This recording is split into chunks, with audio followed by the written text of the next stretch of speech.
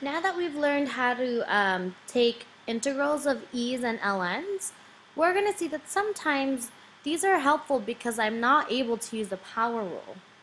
So if we take a look, this is the rule when I'm integrating powers. But the one stipulation says I'm not allowed to do this if n is equal to -1. So let's think about why this is true. Let's just actually plug in -1 into here. If I use this rule, I get x to the -1 plus 1, which is 0. Then I divide by the power. And right away, you should kind of see why this does not work. This does not work because of a major problem here. You're never allowed to divide by 0 because that's undefined. So there has to be a different rule anytime I have a power of -1. So let's take a look at how we can use this. If I have the integral of 1 over x, or x to the -1 dx, if I rewrite this, this is written as a fraction, but isn't it the same as dx over x? Last video, what did we just say this was a derivative of? What was the derivative of ln of x? So because we know the pattern, anytime I see a dx over an x, I'm actually going to integrate it as ln of x, absolute value to make sure our domain includes as much as possible, plus c. So these are the same things, except this one is written in a non-negative exponent way, and this one has a negative exponent. So let's solve these right now. I notice I have one denominator here, so typically what we do is we split this up, and I get the integral of 3x squared over x minus 4x over x plus 5 over x dx. If I simplify, this 2 cancels this one, this x cancels, and I still have that x in the denominator. So let's rewrite this so it's a little cleaner. I end up getting 3x minus 4 plus 5, and I'm going to bring this up, x to the -1 dx. Well, if I solve these, the first two are normal integrals, and I get 3x squared divided by 2, sorry, that's a 3 right there, minus 4x. Then I notice I have this -1. So what I do know I'm allowed to do is I can pull out the 5 as a constant, and if I go back to the top, I see if I have x to the -1 dx, the answer must be ln of x plus c. So I integrate this by saying ln of x, absolute value x plus c. Good. So let me do this. I'm going to group this, but I'm going to move it to the side so that way we are able to do the following problem. Okay, same thing. I see I have a numerator and a denominator. Unfortunately, I cannot split these one up since the denominator is where my multiple terms are. So I'm going to use the u substitution. I'm going to set my denominator. It has a little more to it than the numerator, to this. My du is then going to be 6x dx. I see that I have my denominator as my u. I have x dx up here. The things I need to do is pull out that 4, pull out this 6, which makes it a reciprocal. And then if I integrate this, we just said x dx was equal to that du. And so in the numerator, I can put du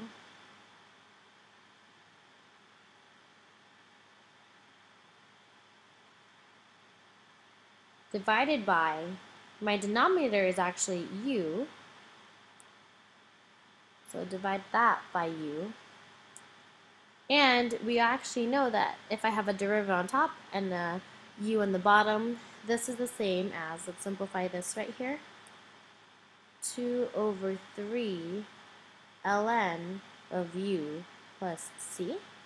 So the final step is to plug in our u, which gives us 2 over 3 ln absolute value of 3x squared minus 2 absolute value plus c. Right there. Alright, so let's take a look at the last one over here. And I see I have 4 sine of 2x dx all over cosine of 2x plus 3. So if you see the pattern, I usually set my denominator equal to my u. So in this case, I get u is equal to cosine of 2x plus 3. du is actually, derivative of cosine is negative sine times the stuff, 2x times the derivative of stuff is 2. Derivative of plus 3 is 0. I lined this up, and we see that my u is my denominator. My sine 2x is actually up here, and there's a dx right there, right? So that also counts. So I need to pull out that 4. So I pull out the 4. I pull out this negative 2. And I integrate. Sine of 2x dx, we said, was du.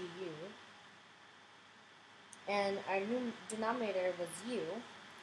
So now if I simplify this, and scroll down just a little bit, 4 over negative 2, let's use a better color, is negative 2. The integral of du over u is ln absolute value of u. Hold on, let me reconnect right here. Sorry about that. So what we see is that, let me actually rewrite this here because I'm not going to have enough space. So if I rewrite it here, I get negative 2 ln absolute value of u, which is the same as negative 2 ln absolute value of cosine 2x plus 3 plus c. Let's see right there. So same steps, except now I got to use that ln rule. So let's go ahead and take a look at the next two problems. Very similar, but just slightly different. A little more complicated, if you would like to say. So what we have here is I'm going to set my denominator equal to my u. u is equal to e to the 3x minus 4. du is e to the u, which is e to the 3x times 3. Derivative of that is 0, so I get this. Line everything up. My denominator is right here, e to the dx is right here. I have to pull out the 2. And I pull out this 3 by making it a reciprocal. I integrate. Our double line is du. Our denominator is u. I know this integral is equal to ln of u, which in this case is 2/3 ln, absolute value e to the 3x minus 4 n plus c. Good. This next problem right here, let's go ahead and shift everything over. So let's group this. I'm going to shift everything over here so that we have more room. I'm going to do the same thing, set my denominator equal to u, 2x cubed plus 8. My du is equal to 6x, that's equal to 6x squared, that equals 0, dx. I line everything up. My denominator is my u. My numerator, x squared dx, is right there. I do have to pull out a 3 in the front and a reciprocal of 6. I integrate and I get du over u. So we get 1/2. Sorry, that's a 1. ln of u I don't have to do plus c because I actually have limits. I plug in u1 and I get 2 times 1 plus 8 is 10. And then I plug in 0, so 2 times 0 plus 8 is 8. So I get an 8 and a 10, which means I get 1/2 ln of 10 minus 1/2 ln of 8. And we're done. So let's take a look and see how we can use this to solve a couple other problems. We can take a look at average value functions, which is something that we've done before. So let's go ahead and do the next problem right here. It says find the average value. And we know the equation for average value is 1 over b minus a integral from a to b f of x dx. So I'm simply going to plug everything in. I get 1 over e squared minus 1, since here's my a and here's my b. Integrate from 1 to e squared. Plug in my f of x dx, which is 4 ln of x over x dx, right? So I continue solving this. I really can't do anything with the fraction in front, so I just keep this 1 over e squared minus 1. In here, I now have to decide what to set as my u. So we tend to set the denominator or something that is more, something that is more unique, more difficult to use. So in this case, I'm going to set u equal to ln of x. This means the du is equal to the derivative of x, which is 1, over x dx. Doesn't this look very similar? Your ln of x is my u, but you get this fraction right here. So what I end up doing is pulling out the 4, so I'm going to say times 4, integral, we just said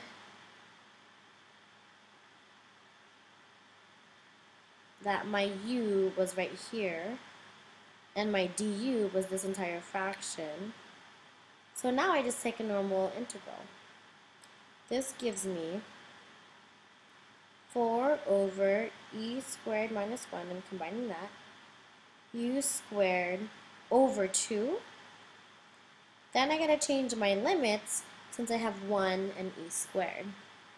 So off to the side, let me add another page right here, and let's split this, right? Off to the side, I have to do u1, which is equal to ln of 1, which is simple because we know that's 0. So I know there's a 0 right here. Then if I do u e squared, this gives me ln of e squared. Well, the nice thing is these use the same properties as logarithms. So last year you learned that the exponent will now become a coefficient, ln of e. And the good thing is, since these are inverses, the ln of e is actually 1, which means this cancels out, and I just get a 2. So my upper limit is now 2. So if I solve this, if I plug in a 0, we know we're not going to get anything since this will all cancel out. So I plug in the 2, and I get 4 over e squared minus 1. U squared is 4 over 2, which means I can cancel this to get a 2, and we get 8 over e squared minus 1.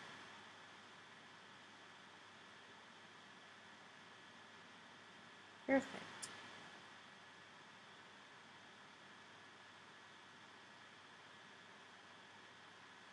So if you have any questions, feel free to come by and ask me, or we'll go over a lot of this in class. I feel like I'm missing something.